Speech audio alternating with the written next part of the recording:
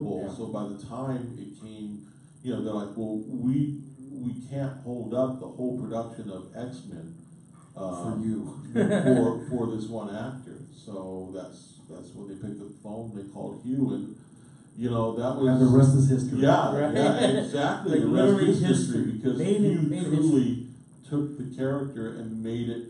He made it his own, but he made himself into the character. Yes. And I would say to a certain degree, I'm going to be curious to see how Jason does that with Aquaman, because he's made Aquaman himself.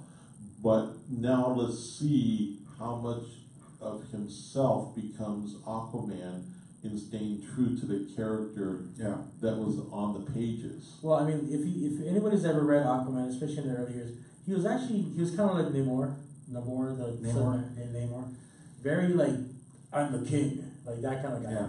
Now Jason made it where he's like, hee-hoo, and like all happy-go-lucky. Basically, it's a 12-year-old kid that's the king of the ocean.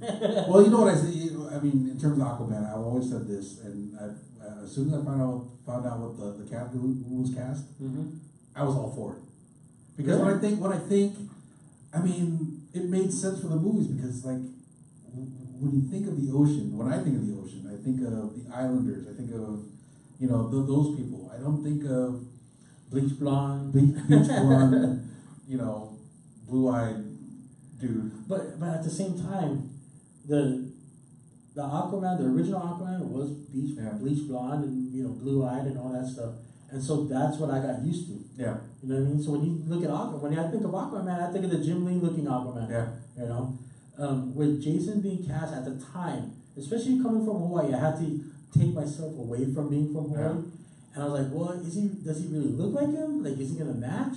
Is he gonna, be true to the character? Is he gonna actually fit the character and how he's, but the character itself became Jason Momoa. Yeah. And so now it's like him and the director, James Wan. James Wan, they created a character where nobody thought anything of him until he showed up in, I think it was like, I think his first appearance actually was Batman vs Superman. Yes. In the files, right? Oh yeah. Just that little thing. Anybody remember Justin Oh Bartlett? God, I remember that. Blonde hair, blue eyed, cast to play Aquaman. See, that's what I thought Aquaman looked like because that's what I grew up on. Yeah. Right? Just like Nick Fury and all that.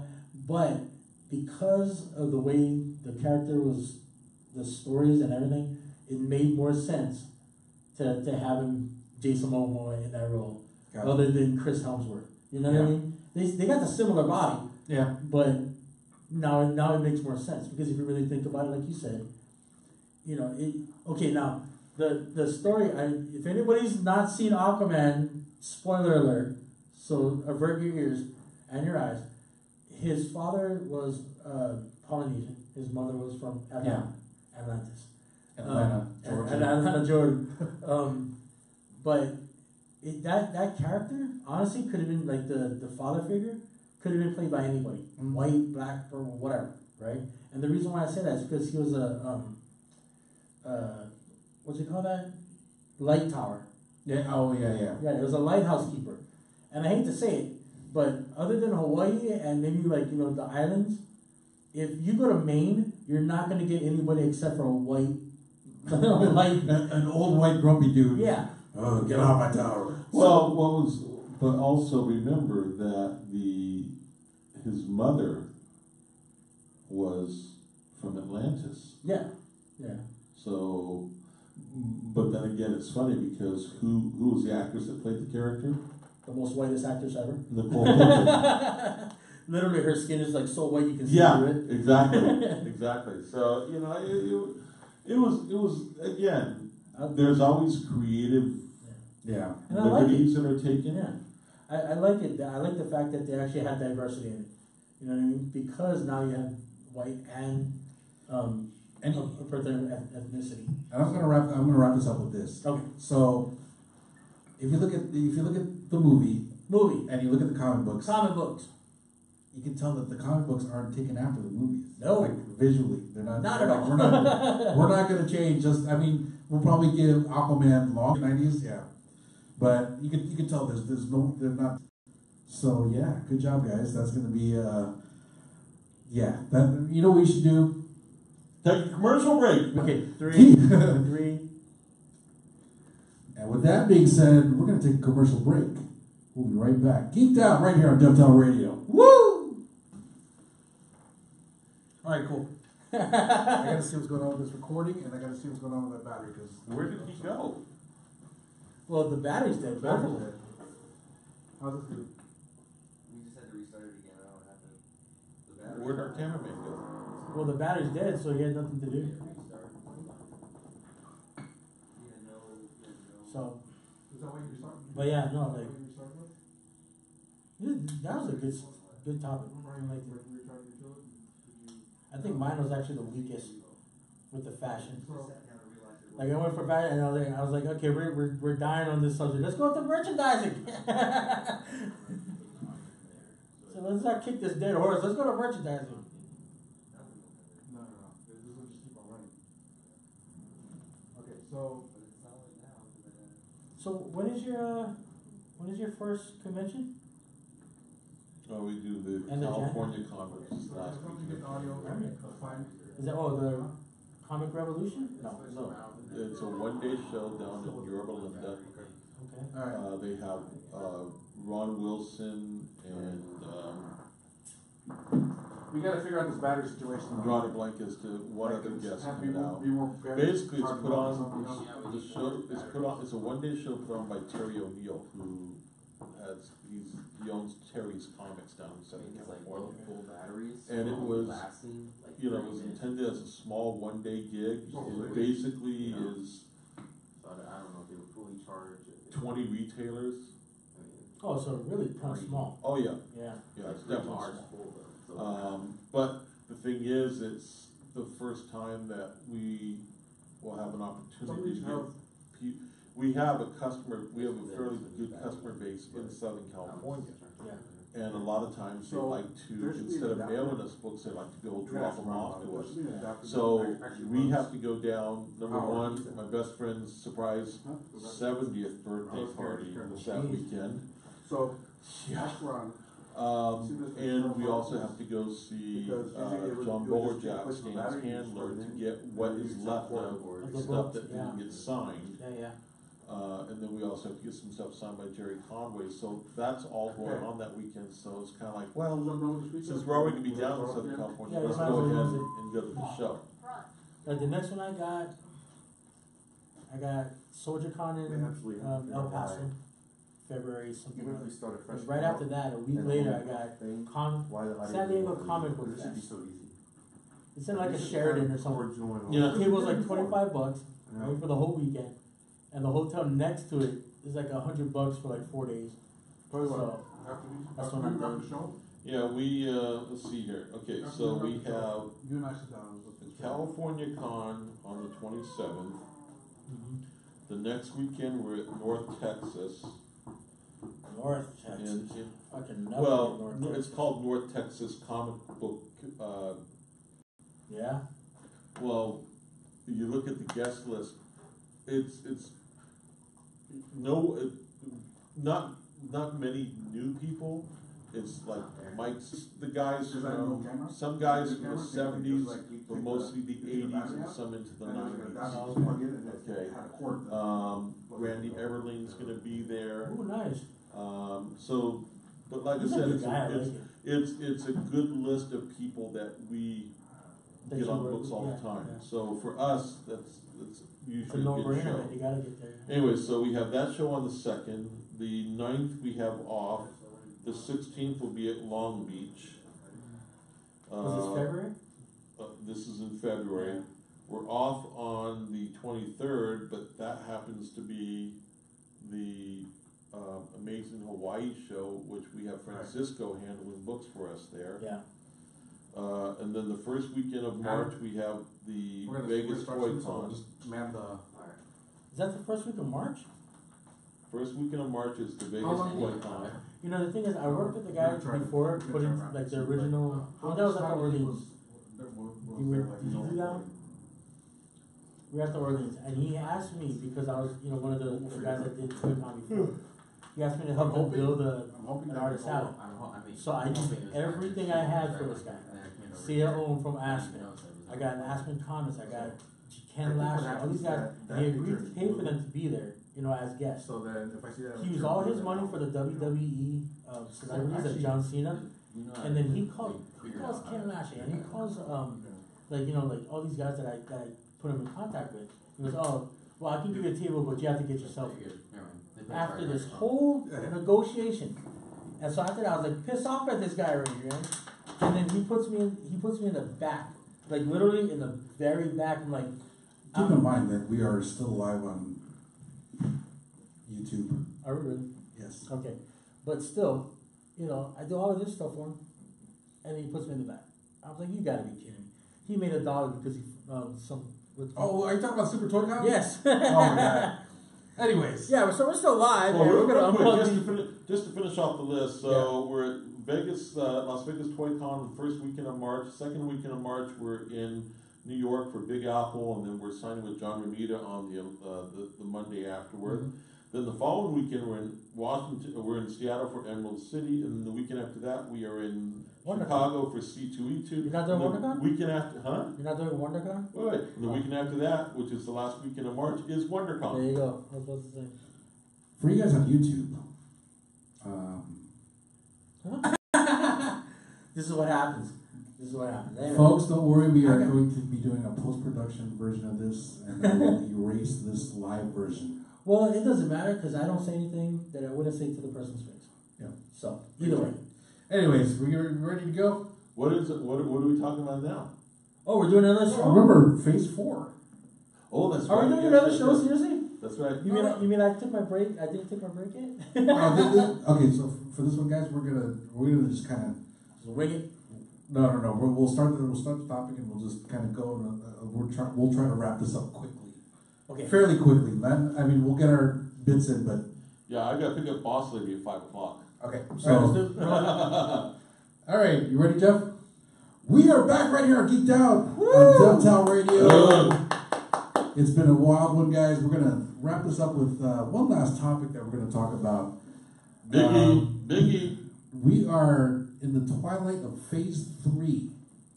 And I'm sure that everybody's looking forward to Avengers 4, with the whole Infinity Gauntlet series. And look at that. Magic fingers. Anyways, so here's what we're going to talk about. We're going to talk about what do you guys foresee is going to happen with Phase 4. I mean, there's other things. I mean, there's several things we got to think about. There's the introduction of Captain Marvel. Captain Marvel. Ant-Man is barely catching stride, so that's one thing. Yeah. Spider-Man is, excuse me. Spider-Man is now introduced into the main Marvel Cinematic Universe. And what else do we have? Sony and Disney, or is it Fox and Disney?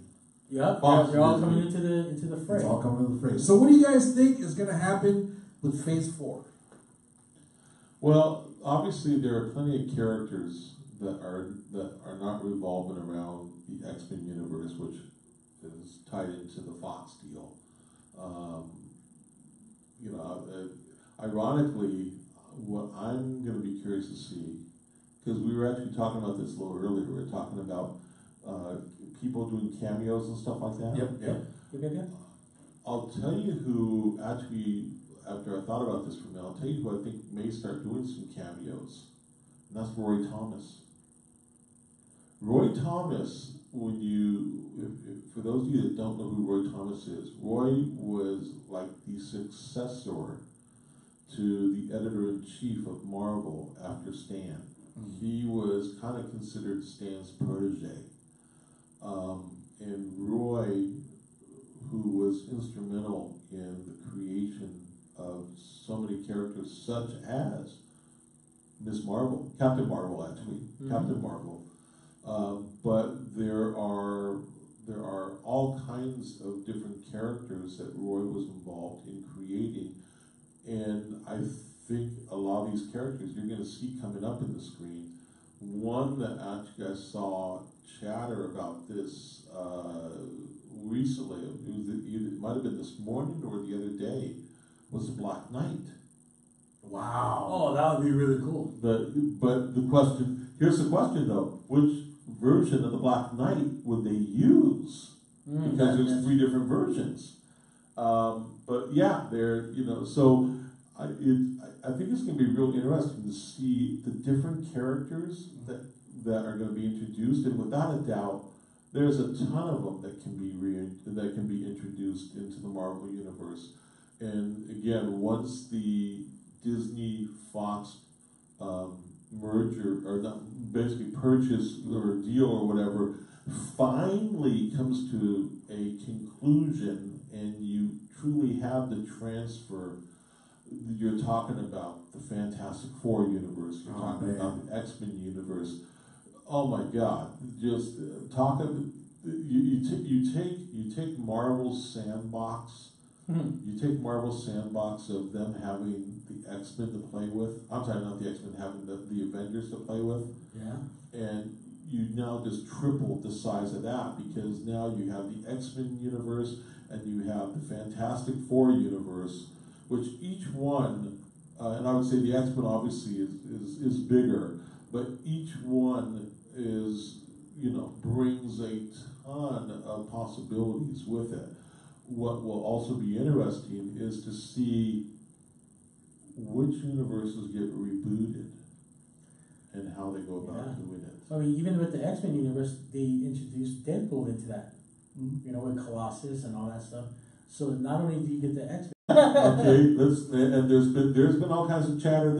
How about X-Men and Wolverine? Right? Who's gonna play that? X-Men and Wolverine. I don't know. Hugh Jackman and Ryan Reynolds together. Right? Can you imagine Hugh Jackman and Ryan Reynolds? Oh my God! With Jake Gyllenhaal, have you seen that the picture?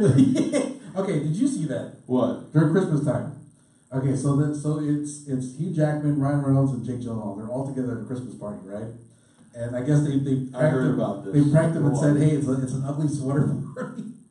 So Ryan Reynolds shows up with an ugly sweater, and the other two are just like in suits. Just I heard. Oh my God! I heard it was sucker. Can you imagine the set? Okay, cut. And there's gonna be so many pranks and so many bits. Oh yeah. Oh, it's gonna be crazy. I will simply say this: when it comes to the DVD coming out, Blu-ray, your outtake reel will be longer than the movie. Probably. We have 3 discs of outtakes, and maybe a disc for the movie. There's a lot. I mean, look back the movie will be 1 disc, and the outtakes will be another 2 or 3 discs. Looking back on the history of the Marvel movies, there's a lot of funny stuff that happens. Like, I don't know if you guys have seen this, but they had a whole bit, not like a whole series, but like little short 5-10 minute clips of Thor living with some guy in Australia. Oh yeah, I remember that.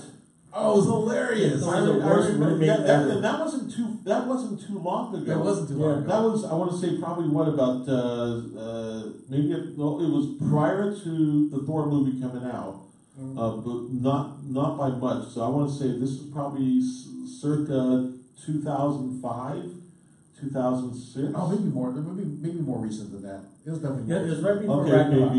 Maybe. Yeah, because he still had. No, but I remember that. There was the whole thing of Valhalla. Right. Being, he's basically landing in the middle of Australia. Right, like they had the interview with the. Was it Australia or was it New Mexico? It was Australia. It was Australia. You're thinking of something completely different. No, different. because New Mexico is where he landed for the Thor movie. So no. I could have swore. That there was also Valhalla landing in New Mexico. Well, either you're probably thinking of the comic book. This was in the comic book. I'm talking about the movie, little material, like mini. Like there's mini movie clips. Oh. Yeah. Okay. So I'm talking about the comic. No, we're talking about the movies. We're not talking about. We're just talking about Phase 4. Anyways. Oh, okay. So let me set this up real quick. So there's a guy in Australia, regular Joe, and for whatever reason, Thor is his roommate. and this is what's his name, Hemsworth, right? So the roommate goes, "Hey man, you know, like, you gonna get a job soon? Because you know, I gotta pay rent." And The Thor, Lord of Thunder does not get a job. it's like Thor goes, "You see this? This is Asgardian gold. There, I've paid your rent for the next 3 years. Here's another one. That's another 10 years. Here's some more." It's like, and he's like, "I can't pay with this. I'm sorry." And so they're interviewing the roommate. He's like the worst roommate ever. Every time he uses the bathroom, he puts Mjorn on the toilet seat. He what? He puts Mjorn the hammer. Mjolnir, he puts it on the toilet seat so he puts it up in the middle of the bathroom. It's like he doesn't wash his dishes. All he does is wash that stupid hammer and leaves the rest of the dishes in there.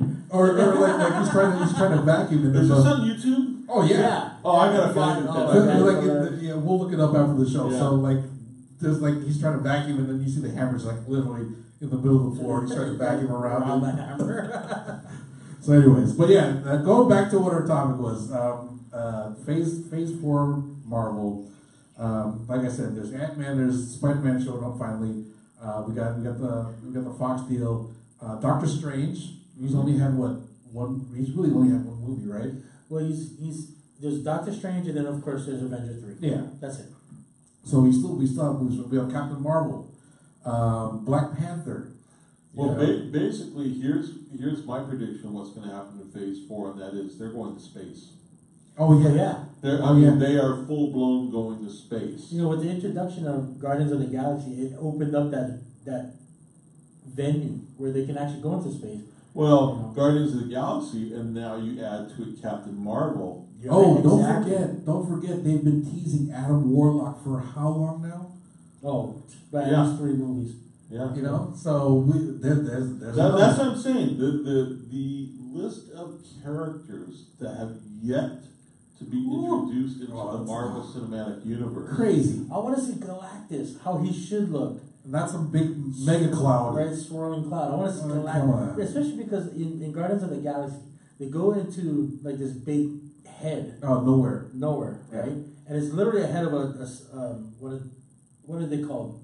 Oh, the Celestials. Celestials. And that's what Galactus And was. I think Celestials. you will see the introductions of the Celestials. Yes, thank There's God so for Jack much- Kirby. Oh God, there's so Oh. much going. Oh. Thank God for Jack Kirby and Stan Lee. I mean, You you gotta understand, like, you gotta know that, like, Marvel's just sitting there, like, okay, you know, our ball is rolling. Right, we're 30 years. We're 30 years. You ahead guys of are still trying to everybody. figure out what's happening for 2019. We got like 2021 wrapped up already. Right. Yeah. You know? Yeah, Yeah. and you know, going back to what we were talking about earlier about the movies and their reflections into the comic industry, the sad part about it is I can actually see the comic industry being hurt by the movies in the sense that when it comes to publishing, that still costs money. Mm-hmm. And when you're making more money making a single movie than what you make in a whole year of publishing, they're going to look at it as, you know what, we're better off just making movies and not even doing the publishing. Well, here's what I think. And if you look at Star Wars, right? Star Wars, interestingly enough, is a Disney company. So Star Wars, in between their movies, they do this thing where they put out novels, or they put out video games, or they put out things that actually are canon. So there's an opportunity there for Marvel to do the same thing. Like you put a movie out, then you're gonna have a series of, like, you know, what happens all the way until the release of the next movie.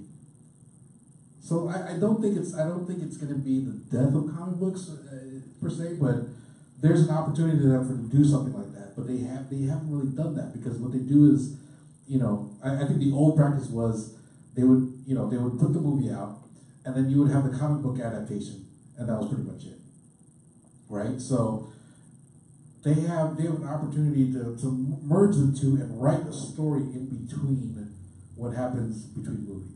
I mean, I can understand Chandler's concern with the recession of comic books compared to the comic book movies. The only reason why I think comics actually survive is because it's a collectible industry. That's true too. You don't And Stanley was actually the one that said this. He said, comic books are like boobs. It's nice to see them on the internet, but I'd rather have them in my hands, right? And so, and it's true. Like the Facts. the comic industry. Wow. It's a collectible industry. You want it in your collection. It's not like, I guess I can just read, off of a USB. Yeah. But now the question comes about: do you have the creation of new comics, or and this is something that's been a worry of retailers for the last several years, is that with the advent of comics going digital, and instead of someone going to Celestial Comics and getting that new issue, they just download the they're going online and they're downloading it from a service that's on their iPad or on their phone, and they don't even have to go to the store. So now what ends up happening is you have comics that are being delivered to the customers via the internet, and the customers don't even have to go to the stores to buy the paper. Well, here's the question I have. How do we actually have the numbers of how many people actually download these comic books compared to actual comic book buyers? Well, I'm sure you could probably find look them. that up. Well, this is where I look at it, where there's two different kinds of buyers. In fact, there's three. There's the ones that collect, so they'll go to the comic shop every week, every Wednesday, and they'll spend their hard-earned money and actually buy comics. They read it once, they put it in the bag, they put the tape on it, they put it in the collection, they never see it again, right? There's the secondary buyers, where they buy the comic that has the digital copy in the comic, the code. They go online so they can read that, put the comic in the bag, and then wait for it to get signed, through your service or, at a comic convention. And then they put it back in the bag and they, that's the collection. And then there's the ones that just want to read. Yeah. That's the ones that are going to go onto digital. Other than that, you still got the comic buyer, the comic collector, and the digital reader. So the industry can still be healthy. We just need to find a way to make it healthy instead of competing against itself. And that's what digital is doing, is competing against itself, because now you're putting out the actual published book and the digital. Well, an example of that, but I don't see the publishers doing this, because again, the publishers are making money off of the digital. Problem is the retailers are not. Yeah. But the way you could solve that is basically say that the digital version cannot be obtained until 3 or 6 months later or something like that. That way it forces those that want to know what that next issue has in store is going to go into the store and buy their paper copy so that they can see. Yep.